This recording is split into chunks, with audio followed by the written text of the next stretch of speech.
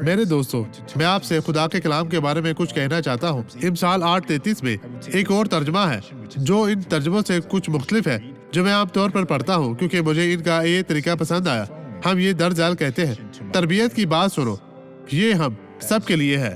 ہمیں توجہ دینا چاہیے خدا کی رہنمائی پر جو اہم ہے، اور دانا بنو، کیونکہ دانا بننا ممکن ہے، اور اس کو رد نہ کرو۔ ایسا کبھی نہ کریں۔ جو خدا نے ایک بار کہا وہ تبدیل نہیں ہوگا۔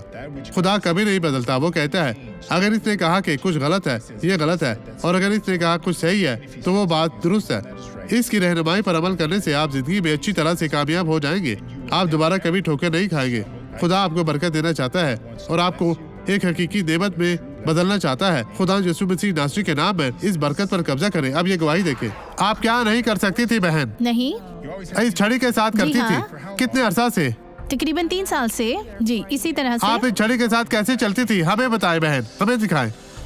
جی ہاں، اس طرح، اس طرح، اس طرح۔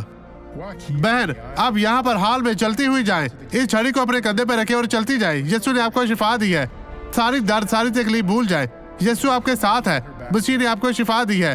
ہاللیلویہ۔ لوگوں دیکھیں، یہ بہن، دیکھیں دیکھیں دیکھیں دیکھیں دیکھیں، چلتی جائیں، چلتی جائیں۔ ہاللیلویہ۔ خدا تیرا شکر ہو۔ آپ واپس آئیں بہن، واپس آئیں بہن، واپس آئیں، واپس آئیں، تیز تیز چلتی ہوئی۔ اب میں آپ کے لیے دعا کرنا چاہوں گا۔ باپ، میں سب کے لیے دعا کرتا ہوں۔ میں ان کی برکت چاہتا ہوں۔ میں ان کی برکت کا دعویٰ کرتا ہوں۔ میں اپنے ایمان کو ان تمام لوگوں کے ایمان کے ساتھ جوڑنے کا مطالبہ کرتا ہوں، اور میں بدی سے کہتا ہوں چلی جاؤ، چھوڑ دو، غائب ہو جاؤ، کبھی واپس نہ آنا۔ میں کہہ نہیں رہا، میں حکم دیتا ہوں یسوع مسیح ناصری کے نام میں، اور اب آپ لوگ برکت پائیں۔ کہیں خدا تیرا شکر ہو، اور آمین۔